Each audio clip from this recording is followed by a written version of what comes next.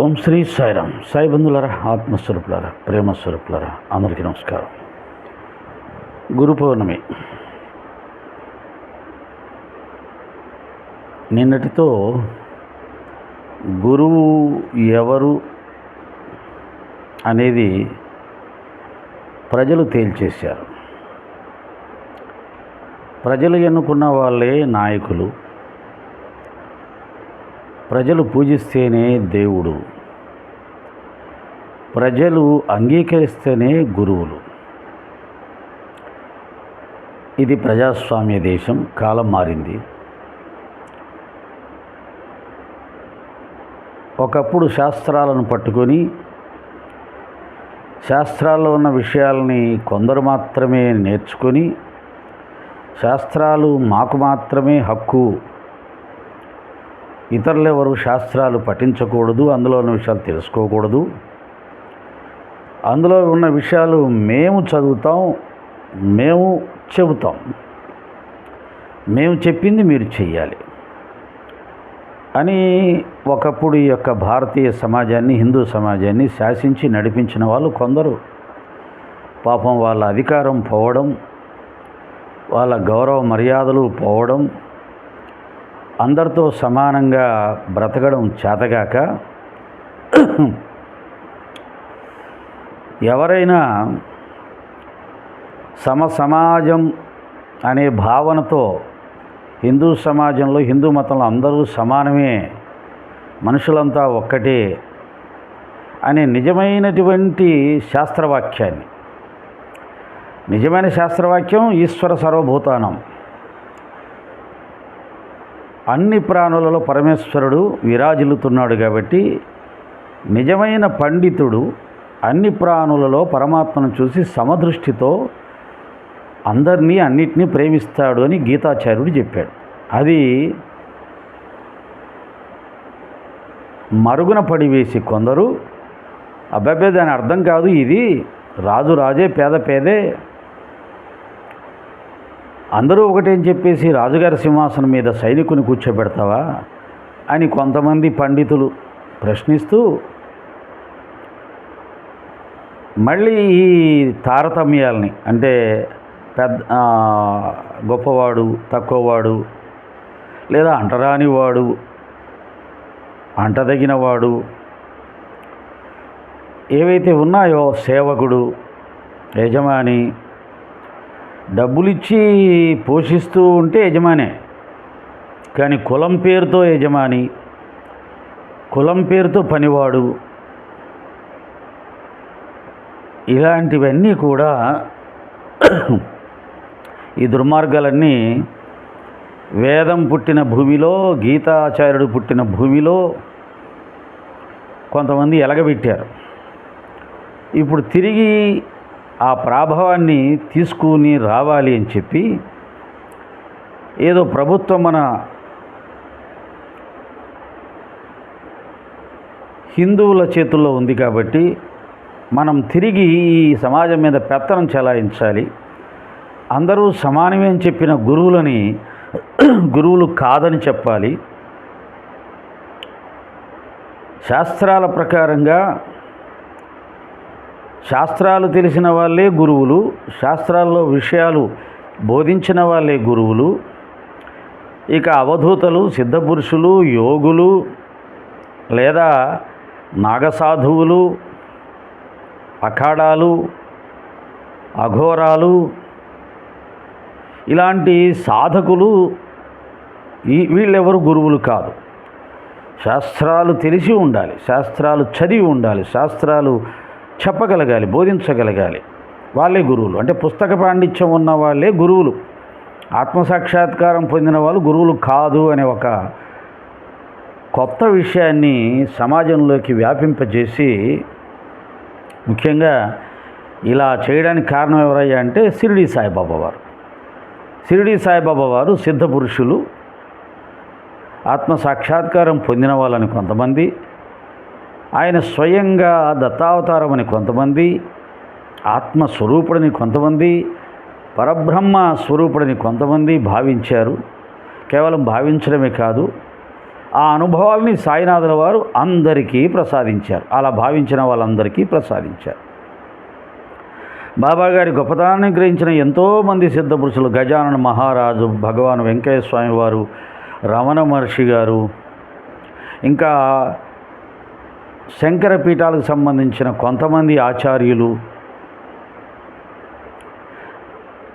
అదేవిధంగా వాసుదేవానంద సరస్వతి స్వామి వారు, స్వామి సమర్థ లాంటి అక్కలకోట మహారాజు గారు, ఈ కాలంలో ఇంకా ఎంతోమంది పండితులు, పేరుగాంచిన ప్రవచకులు, శాస్త్ర పరిజ్ఞానం కలిగినటువంటి వాళ్ళు, మల్లాది చంద్రశేఖర శాస్త్రి లాంటి గొప్ప పండితులు, చాగంటి గారు, గరికపాటి గారు, నిన్న మొన్నటిదాకా మన సామవేద షణ్ముఖ శర్మ గారు, వీళ్ళందరూ బాబాగారి గొప్పతనాన్ని వేణోళ్ళ కీర్తించి ప్రజలందరినీ కూడా సాయిబాబా వారిని గురువుగా, సద్గురువుగా, సమర్థ సద్గురువుగా ఆరాధించుకొని తరించండి అని చెబితే వారి ప్రాభవం ఆకాశమంత ఎత్తున ఎదిగిపోతూ ఉంటే, కలియుగ దైవం వెంకటేశ్వర స్వామి తర్వాత అంతటి క్షేత్రంగా షిరిడి విరాజమానమై ప్రకాశిస్తుంటే, అడుగడుగున సాయి మందిరాలు నిర్మించబడి కోటాను కోట్ల మంది సాయిబాబా గారిని గురువుగా, సద్గురువుగా, సమర్థ సద్గురువుగా, దత్తావతారంగా పూజించుకుని తరిస్తూ ఉంటే, అబ్బబ్బబ్బే ఆయన ముస్లిము, ఆయన పూజిస్తున్నారేంటి, ఆయన దత్తావతారం కాదు, గురువు కాదు, అసలు ఏమీ కాదు, ఆయన అంతా ముస్లిం ప్రచారం చేశాడు, ఆయన్ని పూజిస్తే ముస్లింని పూజించినట్టే, మన హిందూ గురువులు దేవతలు చాలామంది ఉన్నారు, వాళ్ళని పూజించుకోండి అని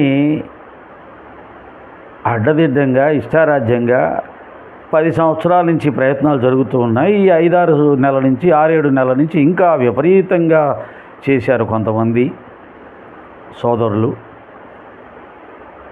నేను మొదటి నుంచి చెప్తున్నట్టుగా ఆ ప్రయత్నం సరిగ్గా జరగలేదు. అంటే బాబాగారితో పాటు గురు పౌర్ణమిలో అది ఎవరి కోసం నిర్దేశించబడింది అందరికీ తెలుసు, వ్యాస భగవానుడి కోసం. కనుక వ్యాస పూర్ణిమగా జరుపుకుంటూ ఆ తర్వాత వచ్చిన ఆదిశంకర భగవత్పాదుల వారు కానీ, రామకృష్ణ పరమహంస గారు లాంటి వారు కానీ, స్వామి వివేకానంద లాంటి వారు కానీ, రమణ మహర్షి గారు కానీ, ఇంకా ఎవరెవరైతే ఆత్మజ్ఞానాన్ని పొంది సమాజాన్ని భక్తి మార్గంలో, ముక్తి మార్గంలో నడిపించారో అటువంటి గురువులందరినీ కూడా తలుచుకుంటూ, ప్రస్తుతం వ్యక్తిగతంగా ఒక వ్యక్తికి ఎవరైతే గురుస్థానంలో ఉన్నారో అతన్ని కూడా వ్యాస స్వరూపంగా భావించుకొని, గురుస్వరూపంగా భావించుకొని ఆరాధించమని చెప్పిన సనాతన ధర్మాన్ని పక్కన పెట్టేసి వ్యాస భగవాన్ని మాత్రమే పూజించాలి, శంకర భగవాన్ని మాత్రమే పూజించాలి, లేదా కొంతమంది జ్ఞానం ఉన్నవాళ్ళు మీ గురువులు కూడా పూజించుకోవచ్చు, ఇంతవరకు ఒకటి. కానీ బాబా గారిని పూజించనే కూడదు, బాబా మందిరాలకు వెళ్ళనే కూడదు అని శాసించే ప్రయత్నం చేశారు కొంతమంది కాషాయాంబరధారులు, పిల్లస్వాములు. వాళ్ళకేదో 10 మంది గుమిగూడి 10 మంది పాదపూజలు చేస్తూ ఉంటే, చిన్న వయస్సులోనే కొంత జ్ఞానం అబ్బితే, చిన్న వయసులోనే కొంతమంది సన్యాసులు ఆయన్ని గుర్తించడం జరిగితే, ఇక నా అంతటి వాడు లేడు, నేను చేసిన ఘనకార్యాలు ఎవరూ చేయలేదు, నా ఆశ్రమాన్ని మించిన ఆశ్రమమే లేదు అని చెప్పి యూట్యూబ్ ఛానల్లో బోధన కొడుతూ శిష్యుల చేత అదొక మహాపుణ్యక్షేత్రంగా ప్రచారం చేయించుకుంటూ బాబాగారి మందిరాలకు వెళ్తే తస్మాత్ జాగ్రత్త అనే స్థాయికి వచ్చేసాడు పాపం మహానుభావుడు. పిల్లవాడికి నిజంగానే జ్ఞానం ఉంది, కానీ ఎవరికైనా జ్ఞానం అనేది తనను తాను తగ్గించుకోవడానికి పనికొస్తే అది నిజమైన జ్ఞానంగా ఉంటుంది. నలుగురు జేజేలు కొట్టగానే నన్ను మించినవాడు లేడు అనే అహంకారం వస్తే ఆ జ్ఞానం అజ్ఞానంగా మారిపోతుంది. కాబట్టి ఒక సన్యాసిగా ఉంటూ సమధర్మాన్ని పాటించాల్సింది, కులమతాలకు అతీతంగా జ్ఞానాన్ని స్వీకరించాల్సింది. స్వయంగా ఆదిశంకర భగవత్పాదుల వారే తనకు జ్ఞానోదయం చేసిన చండాలుని పాదాల మీద పడి నమస్కారం పెట్టాడే. మరి సాయినాథుల వారు ఆయన్ని గురువు కాదని అనడానికి, ఆయన సమాజానికి ఏమీ చేయలేదు అనడానికి అహంకారం అజ్ఞానం కాకపోతే ఏది కారణమై ఉంటుంది? ఆయన ఏమీ చేయకుండానే కోట్ల మంది ఆయన భక్తులుగా మారిపోయారా? ఆయన ఏమీ చేయకుండానే వేలాది మందిరాలు నిర్మించబడుతున్నాయా? ప్రపంచవ్యాప్తంగా మందిరాలు నిర్మించబడుతున్నాయా? మేధావులు, పండితులు, ప్రవచనకారులు, సిద్ధపురుషులు, అధికారులు, ప్రధానమంత్రులు, రాష్ట్రపతుల దగ్గర నుంచి వీరు వారు అని కాకుండా అందరూ ఆయనని ఆశ్రయిస్తున్నారా? ఆయన్ని పూజిస్తున్నారా? ఆయన ఏమి చెప్పలేదా సమాజానికి? ఏమి చేయలేదా? ఆయన ఏమి ఎక్స్పెరిమెంట్ చేశాడు అంటాడు. ఏమి ఎక్స్పెరిమెంట్లు ఎవరు చేస్తారు బాబు? అజ్ఞానులు చేస్తారు ఎక్స్పెరిమెంట్లు. ఏదైనా ఒకదాన్ని తెలుసుకోవాలంటే ఎక్స్పెరిమెంట్ చేస్తాడు. ఆ ఎక్స్పెరిమెంట్ ద్వారా ఒక సత్యాన్ని, ఒక విషయాన్ని తెలుసుకునే ప్రయత్నం చేస్తాడు. పూర్ణ జ్ఞానులకు ఎక్స్పెరిమెంట్లు ఎందుకు? శ్రద్ధా సబూరి బాబా చేసిన ఎక్స్పెరిమెంట్. ఈ రెండే మహామంత్రాలు. ఇహము పరము, భౌతికము లౌకికం రెండింటిని సాధించడానికి కేవలం ఈ రెండు మహామంత్రాలను ఎవరైతే 100% ఆచరిస్తారో వారు సమస్తం పొందుతారు. అంతకు మించింది ఏం కావాలి? శ్రద్ధయాన్ లభతే జ్ఞానం, శ్రద్ధయాన్ లభతే జ్ఞానం గీత చెప్పింది. దాన్ని ఎప్పుడూ మర్చిపోయాం. శ్రద్ధ అనేది దాని గొప్పతనం ఊరికే శ్రద్ధ అంటే కుదరదు. దాని గొప్పతనం చెప్పాలి. ఆ శ్రద్ధ ఎలా ఉంటుందో చెప్పాలి, ఎలా ఉండాలో చెప్పాలి. అలా ఉంటే ఏం వస్తుందో చెప్పాలి. సహనం అంటే ఏంటో చెప్పాలి. సహనం ఎప్పుడు ఉపయోగించాలో చెప్పాలి. సహనం లేకపోతే ఏం జరుగుతుందో చెప్పాలి. సహనం వల్ల మహాత్ములుగా, కీర్తివంతులుగా, గొప్పవారుగా తయారైనటువంటి వారి గురించి చెప్పాలి. అంతేకాదు వాటిని 100% ఆచరించి చూపాలి. శ్రద్ధా సహనాన్ని పూర్తిగా ప్రాక్టికల్గా ఆచరించి చూపించారు బాబాగారు. ఆయన చూపించిన సహనం ఇంకెవరు చూపించలేరు. ఒక రమణ మహర్షి, రామకృష్ణ పరమహంస లాంటి అవతార పురుషులు తప్ప. మనని ఎవరన్నా ఒక మాట అంటే కోపం వచ్చేస్తుంది. కళ్ళల్లో నీళ్ళు తిరుగుతూ మనం ఉపన్యాసాలు ఇస్తుంటామే. కానీ బాబా అలా అనలా. నువ్వు నా శిష్యుడు అబ్బాయి అంటే, అవునా పదండి మీ సేవ చేస్తానన్నాడు. ఆయన కళ్ళలో నీళ్ళు తిరగల. నన్ను అవమానిస్తావా, ఇంతమంది నన్ను గురువుగా భావిస్తుంటే, పూజిస్తుంటే నీ శిష్యుడిని అంటావా అని తిరగబడలా. బాధపడి ఉపన్యాసాలు దంచలా.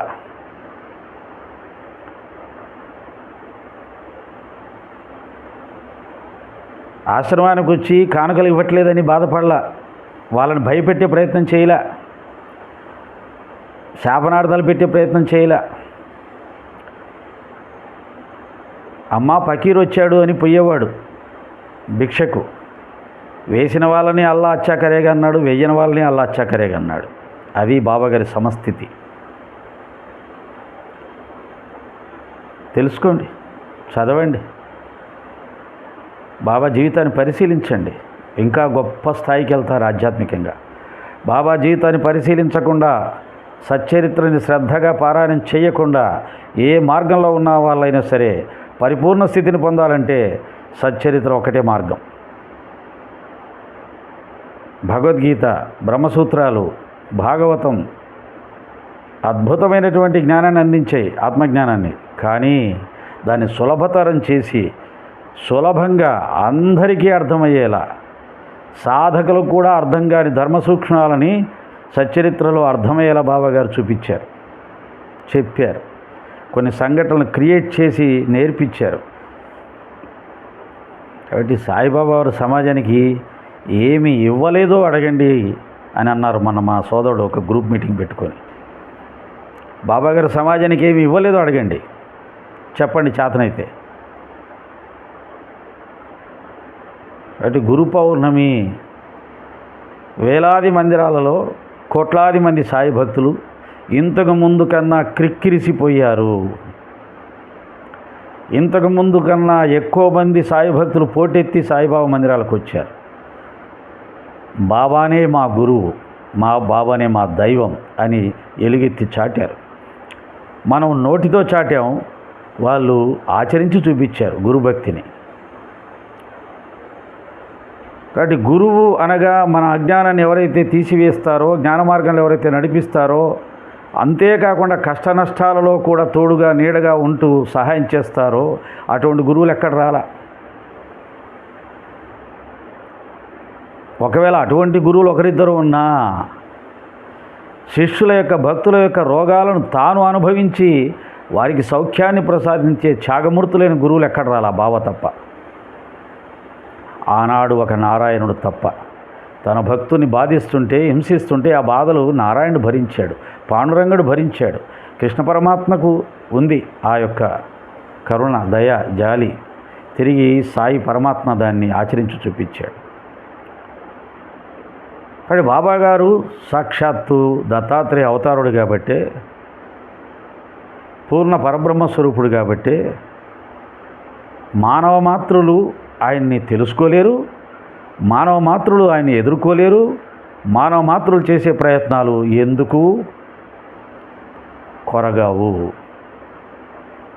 భయపెట్టి తిట్టి అరిసి కొంతకాలం కొంతమందిని భయపెట్టవచ్చు, కానీ అంతకాలం అందరినీ భయపెట్టలేము. ఎంతోమంది ఇతర మతాల వారు మన దేశంలో ఉన్న మంది దేవాలయాలు ఎన్నో కూలగొట్టారు. దేవాలయాలు కూలగొడితే లోన ఉన్న పరమాత్మను తీసేయగలుగుతామా? భక్తిని తీసేయగలుగుతామా? అలాగే సాయిబాబా గారిని దూషించి తిట్టి సాయి భక్తులను భయపెడితే సాయిబాబా గారిని హృదయంలోంచి తీసేయగలుగుతారా? అవసరం వచ్చినప్పుడు చూపిస్తారు. గురు పౌర్ణమి లాంటి పండుగలు వచ్చినప్పుడు, అలాగే శ్రీరామనవమి లాంటి పర్వదినాలు వచ్చినప్పుడు, విజయదశమి లాంటి పర్వదినాలు వచ్చినప్పుడు వాళ్ళ శక్తి ఏమిటో చూపిస్తారు, వాళ్ళ అభిమానం ఏమిటో చూపిస్తారు, వారి ప్రేమ ఏమిటో చూపిస్తారు. అలాగే షిరిడీకి కూడా ఈ వారం రోజుల్లో గురు పౌర్ణమి సందర్భంగా వచ్చిన లెక్కలు రేపు చెప్తారు బయటికి. పోయిన సంవత్సరం ఎంత వచ్చింది, ఇప్పుడు ఎంత వచ్చిందో తెలుస్తుంది. కాబట్టి మీరు చేసిన ప్రయత్నాలు ఎంతవరకు ఫలించాయి? 6 నెలల నుంచి గొంతు చించుకొని పాపం రాత్రి పగలు వీడియోలు చేశారు. సో వీడియోలు చేయడం వల్ల మీకు ఆ విధంగా డబ్బులు వస్తే వచ్చి ఉండొచ్చు, కానీ మీ ప్రయత్నం ఫలించలేదు. అలాగే నేను మిమ్మల్ని తప్పుపట్టట్లేదు, మిమ్మల్ని తక్కువ చేసి మాట్లాడాలని కాదు. భగవంతుని శక్తి ముందు, ఒక సమర్థ సద్గురు శక్తి ముందు కుటిలత్వాలు, మానవ ప్రయత్నాలు అవి ఎందుకు ఫలించవు అని తెలియచెప్పడం మాత్రమే నా ఉద్దేశం.